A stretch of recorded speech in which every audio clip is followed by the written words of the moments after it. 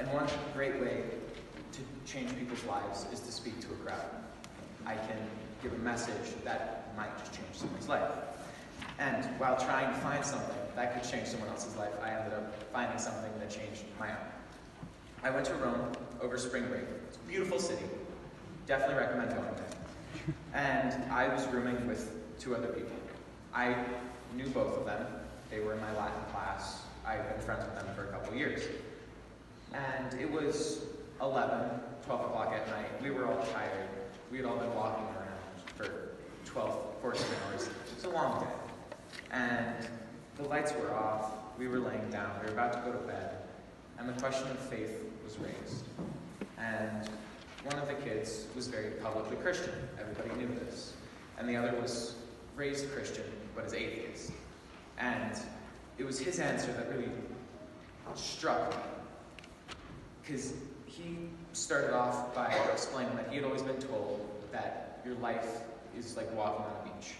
Your success is how far you get on this beach.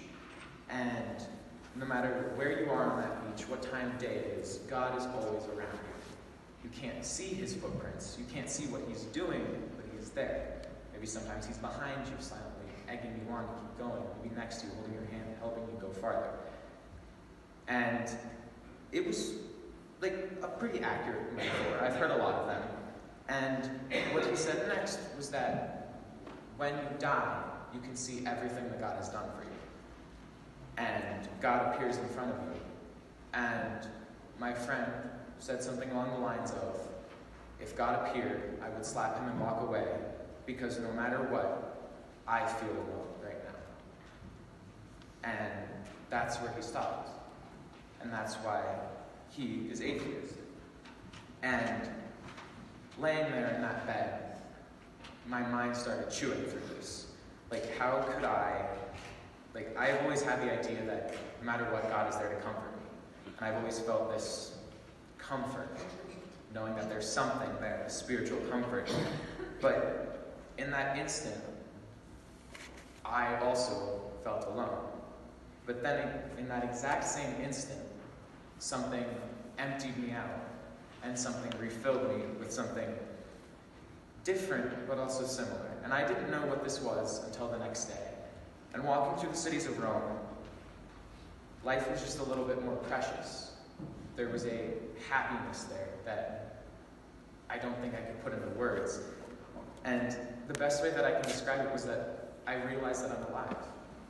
That it doesn't matter if you're alone, if you have people, if you're sad or happy, you are alive to be sad or happy. And that being alive is the prize. And to go to that beach analogy, I wasn't walking anymore. I sat down on that beach, and I looked at the sunset, and I listened to the waves lapping, and I listened to the bird chirp, and life became so precious.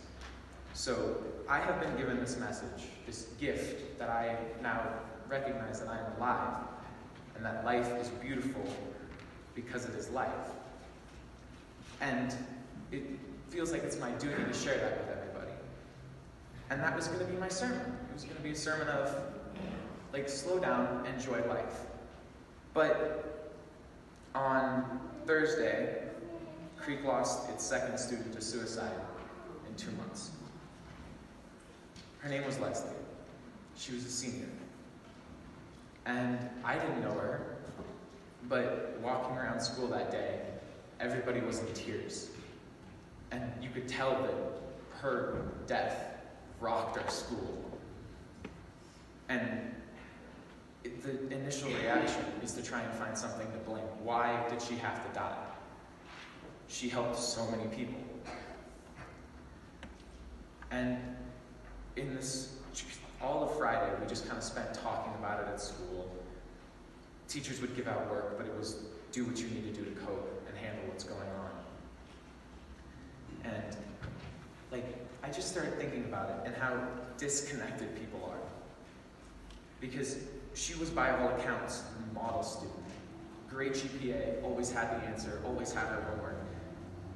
You would think that she would be happy with what she had. Everybody wants that. Everybody wants the perfect life.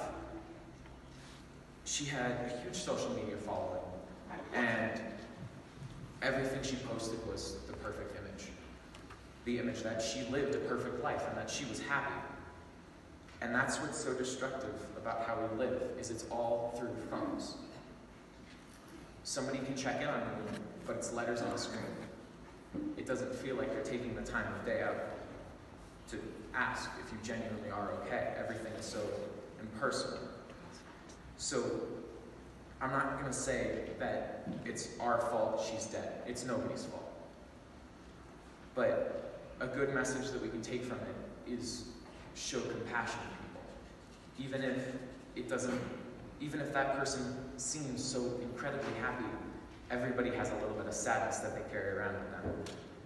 And to show that compassion, just spend time with them in person. If that means walk up to them in the hallway and ask, how are you? Maybe that means going and getting coffee with them, but spend time with people in your life, because what happens if the next day they're gone? How would you live knowing that the last words you said to that person were through a screen? Or the last words they said to you were, I'm okay, and you didn't push. So the message I'm trying to give here is slow down, enjoy your life, and when you slow down,